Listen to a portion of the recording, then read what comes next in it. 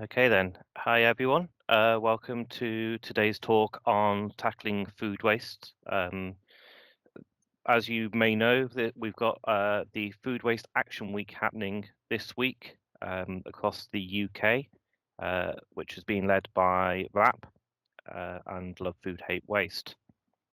My name's David Chapman. I'm a sustainability champion at the University of Warwick, and I've also done the food champion training from RAP. So to start off, we're going to look at why it's important to look at food waste. So the UK is a very wasteful country when it comes to food. We throw away approximately 8 million tons of food waste per year, and you can see the breakdown of that on the right-hand side. So just going to ask a question here. How much food and drink do you think is thrown away by UK households each year? Do you reckon it's A, B, C, or D? If you just want to type that in the chat bar. Okay, so yep, D. Uh, yes, it is. We throw away 6.6 million tons each year. So 70% of all food waste in the UK is wasted by citizens in their own home. So that's you and me. And 4.5 million tons of that is edible. So that 4.5 million tons is enough to fill 38 million wheelie bins or 90 Royal Albert halls up to the brim. That's a lot of waste. And then we also have, so we've got the avoidable. So that's food that we could be eating. We've got the possibly avoidable. So that's things like peels or kind of apples, which say, like, as you can see from the picture there, aren't completely eaten down. And then you've got the unavoidable. So things like bones, fish bones, eggshells, that sort of thing. The stuff that is just basically unedible. So the avoidable, the 4.5 million tons, some of that is wasted because it's not prepared, served, or we cook too much. And in some cases, it's just not used in time. As you can see here, these are the main groups that are thrown away within the household. So the main ones, the main prominent ones are fresh vegetables and salad, drink, fresh fruit, and bakery, so bread. And each day in the UK, we throw away around 4.4 million potatoes, 20 million slices of bread, 2.2 million slices of ham, and 3.1 million glasses of milk. So that is a lot of wastage. Um, a lot of this does end up in landfill still. Many councils have now got food waste collections, so it goes to places like anaerobic digestion or to composting, but some of it does still end up in landfill. So, what do you think is the biggest concern about wasting food? A, B, C, or D? If you just want to comment that in the chat box. Yeah. So it is methane. Methane is anywhere between, depending on which stats you look at, 23 to 30 times more potent than CO2. It doesn't last as long in the atmosphere, but it does do more damage. So if people in the UK stopped wasting food, what do you think the impact equivalent would be? Yeah, so it's the equivalent of taking 1 in 5 cars off the road, which is a lot of cars. Um, so some more about the environmental impact is obviously the impact of producing, storing, transporting food takes up a lot of energy and resources. 30% of greenhouse gas comes from producing our food. Also, if food waste were a country, it would have a third biggest carbon footprint after the United States of America and China. And the amount of food wasted globally is equivalent to planting all of China's land and then just throwing it in the bin. So that's a lot of food that is perfectly edible that we just completely waste each year. So where does some of our food in the UK come from? So we get flour from the USA, it's 5,400 miles away. pineapple from Kenya, 4,500 miles. Greece, 1,500 miles.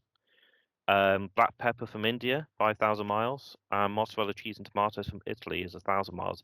So a lot of this food has a lot of food miles to it, which it basically is how far it travels. And that can be anything from a plane, boat, truck, but all of them use energy. In the UK, we're currently throwing away approximately 14 billion pounds worth of food, good food and drink every year. So broken down, you can see the breakdown there. But in an average household with children, that's basically about £60 a month worth of food being just thrown in the bin. Many of you will know the waste hierarchy. So the prevention, so prevent the waste, reduce where you can, recycling, so things like composting in this case. But we want to stop it there. It shouldn't go any further than that. Recycling should be the last step, that we compost. We don't dispose in landfill, we don't incinerate, and we actually move to what we call a circular economy and keep the usefulness of food and things like that within within circulation. You can actually make various materials and plastics out of bio waste. You can also make energy and fertilizer out of bio waste as well. So it makes absolutely no sense to send it to landfill or incineration. And typically, a lot of actions that we take are taken to reduce waste rather than prevent waste, which is where we need to be looking at more. And some of that does mean that we end up with a lot of waste before food even hits the shop floor, because customers or retailers think that people want food in a specific way. So we end up with millions of tons of waste per year from that. But we must all do what we can where we can. So some practical tips on reducing your waste. So first is to plan ahead. So you can include store cupboard meals, so tuna pasta bakes, so there's no food waste in if your plans change. It's really useful to have that as a backup throughout the week, just so you've got something in. Avoid generally buy one get one free or end of day bargains. They're great, but only great as long as you make sure you use them or share them with your friends. You can also freeze them as well. That always extends the life of your food, and we'll come on a bit more to freezing in a few minutes. You can also use a black marker pen to write the year on the top of your canned food so that you can see quite easily when your food will go out of date. And also think ahead to how you might want to use your leftovers to make your food go further. And then we're coming on to understanding dates. So use by, this basically means that food can be eaten up to the end of the use by date, but not after.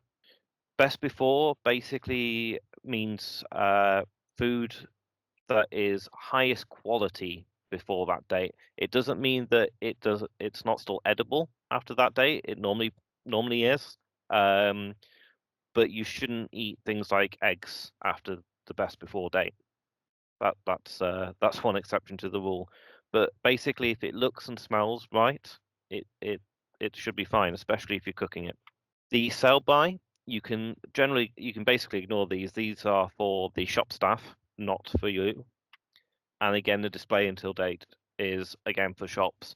I know that Wrap is currently working to have the sell by and display until the date's removed, as they are confusing to customers.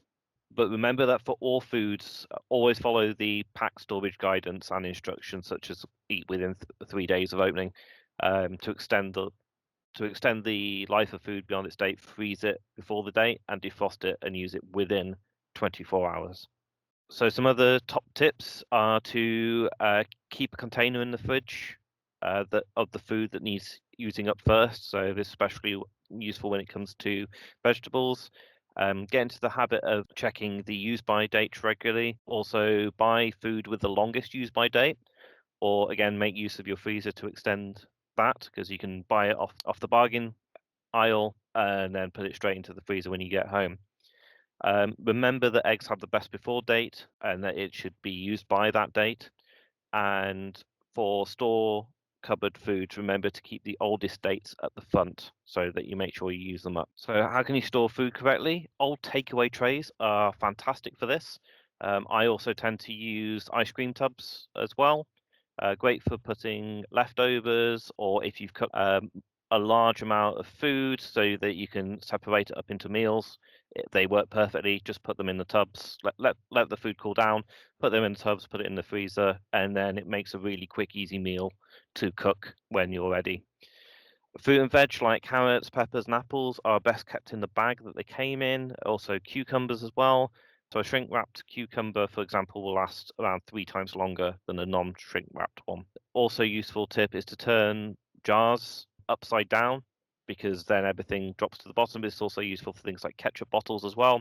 You get the most out of what you've bought because everything drains to the top of the bottle. Making use of your freezer. So a freezer really is your friend on reducing food waste. So we're just going to go through this, and I just want you to put in the comments yes or no if you think these various items are freezable. So we'll start with eggs. Just a simple yes or no in the chat box. Are they freezable? We've got a couple of answers no. Actually, surprisingly, yes, they are. You might want to Google how to do this, but you can freeze them, and you can freeze them for 6 months. How about cooked rice? We believe cooked rice is a no as well. That actually is also a yes. Cooked rice, if you let it cool and then put it in the freezer, will actually last 3 months in the freezer. How about bananas? So we've got a yes to that. That is correct. So bananas will last 6 months in the freezer. Generally, when they come out, you probably just want to use them for things like smoothies because they come out a bit soft. But yeah, perfectly fine. You can also actually make banana lollipops as well, which are fantastic. How about soft cheeses like brie? Okay, something yes, something no. Yeah, these are freezable for up to 3 months. Which is great because you can buy loads of cheese and freeze it and make use of it when you need to. How about cooked pasta? Mixed views on that as well. That is again freezable for 3 months. And yogurt. Always found cooked pasta really useful. Frozen pasta really useful at university. Making quick meals. In fact, I still do. So yes, yogurt is freezable. You can freeze it for 1 month. And then green beans. You might have found a trend now. Green beans are freezable for up to a year. Basically, all foods are freezable. Doesn't matter what it is. You can freeze milk, you can freeze bread. It just makes it all last longer. It's absolutely fantastic. So when freezing foods, you need to freeze before the use by date. Basically, if you've got something like bread and it's got 3 days left on it, put it in the freezer. It basically pauses the date. So if you have 3 days until the use by, put it in, freeze it. When you bring it out, you've then got 3 days still on the other side, at least, or until it starts going off. Optimum freezer temperature is -18. The best way to defrost food is in the fridge, ideally overnight. Basically, allow it time to defrost at its own pace. You can use a microwave, but do make sure that it's thoroughly defrosted. You can generally keep food for 24 hours after defrosting. Obviously, it depends on what sort of food it is. With bread, it is days. And can you refreeze food is a big question. So you can't refreeze defrosted food without cooking it first. So if you've bought an item at the shop, you can bring it home. So if you bought some, say, meat, some chicken, bring it home, put it in the freezer. You can then take it back out and cook a large meal with it. And then if you've cooked too much, you can then refreeze that part of that cooked meal. You'll then need to thaw it back out and recook it. But just always remember to cook it before you put it back in the freezer. Otherwise, you risk various bacteria growing and making you ill. So remember to, when you're putting things in the freezer, to remember to label the containers. I've done this before, both containers and bags. You look at it and you're like, I don't recognize what's in that. So you end up defrosting it to find out. So that's quite fun, but at the same time, yeah, make sure you label your containers and bags. A useful tip is tomato puree and pesto can be frozen in ice cube trays, as can actually milk as well. I know somebody who does this. They freeze their milk in ice cube trays, and then they're able to just pop a cube in a cup of tea, which is useful. Chopped onions, pepper, chopped herbs, cheese can all be used straight from the freezer. And if you've only got enough left for say one person, then you can freeze it and have it on another night. Or you can, if you've not even got enough for another person, just freeze it and add it to another meal at some point. And freezers tend to operate most efficiently if at least 3/4 full. If your freezer's getting ice over it, remember you need to de-ice it occasionally. And also, if your freezer's not 3/4 full, if you've not got enough food in it, another way of doing that is to actually put probably about 2/3 full bottles of water in the freezer. That just takes up space basically and helps the freezer run most efficiently. Very good for if you've moved house and you're needing to get your freezer up and running, is to do that trick. So understanding packaging. A few years ago, WRAP worked with a number of retailers to create the court-ordered agreement, the commitment. This was basically to improve resource efficiency and reduce carbon and the wider environmental impact of the sector. So they're working with the various food manufacturers, the supermarkets. They're promoting kind of good habits to all of us, to consumers, but also supporting the producers in changing what they're doing, how they're kind of providing the food. So one of the things they're helping to, we're working with the retailers to help us with, is buying the right amount. One thing that they became aware of a few years ago is that a lot of the items were packaged in a way that once you opened it, you opened the whole thing. And also, not everybody eats as a family. You do have kind of singles and couples out there. So one of the things they did was start producing half-size loaves. They've also, as you can see there, done smaller Heinz beans pots so that you don't need to open a whole can. They've also started the resealable bags, and also on the bottom right there, you can see I think it's chicken. They made it so that you only need to open kind of a bit at a time. You don't need to open the whole thing. And then they're also helping consumers keep the food at its best, adding more information to packaging, but also making sure that the food arrives in the best way to retailers and that the information on the food is the best for things like storage. So things like broccoli, mentioning about refrigerating in a bag, again with carrots, cucumbers, making sure that you keep the packaging on, things like that. So next is getting the portion sizes right for you.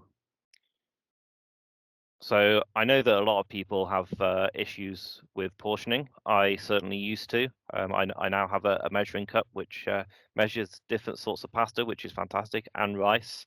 But you can use a clean yogurt pot or just a small cream pot or something to use as a general tool for things like rice and porridge. It really helps. I have seen people kind of look at a pack of rice and go, that's about what I eat, and cook the whole thing. Obviously, provides a lot more rice than they think. Let people serve themselves. So any leftover food in a serving bowl can be used another day. Use the party food portions on the Love Food Hate Waste website for those occasions when you may be cooking for more people than you used to, or less people than you used to. And also freeze small portions and leftovers. You can use them for things like soup as well. And then when it comes to leftovers, leftovers from a previous night meal can make a really good free lunch. I do this fairly often. And I mean, if you're cooking pasta with something the night before, just put it in the fridge and you can have it the next day. If you're not sure when you're going to use it, you can just pop it in the freezer and just use it another day. You can make breadcrumbs out of crusts mixed with grated cheese. Apparently, that makes a perfect topping for cottage pie. Using the last bit of chutney in a jar to make delicious cheese on toast treat or something like that. So basically, just kind of using what you've got and using it all up, and also delaying shopping trips. Look what's in your cupboard. Check your fridge, freezer before you go shopping. Don't go shopping on an empty stomach. You will be hungry and you're more likely to grab things that you don't need. And also make sure you write a shopping list before you go. Having a shopping list is really useful, and it makes sure that you only buy what you actually need. The Love Food Hate Waste has a fantastic recipe bank in it. There's also obviously tons of recipes out there now, and some websites really help. Actually, you find if you've got some random things in your cupboard, you can actually put those in, and it'll give you a suggested recipe. So what about food out and about? So restaurants produce just under 200,000 tons of food waste each year, which costs businesses in the restaurant industry 682 million pounds each year.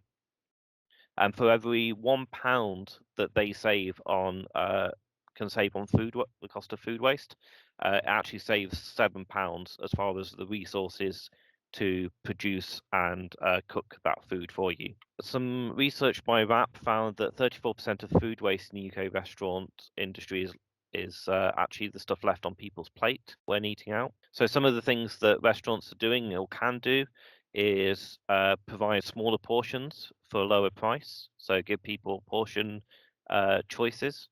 If people want the children's size, then let them have the children's size. Larger menu choice. So swap chips for potatoes, salad for vegetables, things like that. So they because some places will just offer you salad even if you don't want it. Staff training, so help basically train staff front of house so that they can talk to customers with confidence and ask if they want certain things or not. Another thing as well that we all need to look at is our diets. We do eat too much meat across the world. This is not sustainable. So I'm not saying we do need to move to being vegan or vegetarian, but we do need to reduce our meat intake. And one of the things that restaurants can do is actually move the vegan vegetarian option to the top of the menu, because that is a little nudge for people. What can you do with food that you can't eat?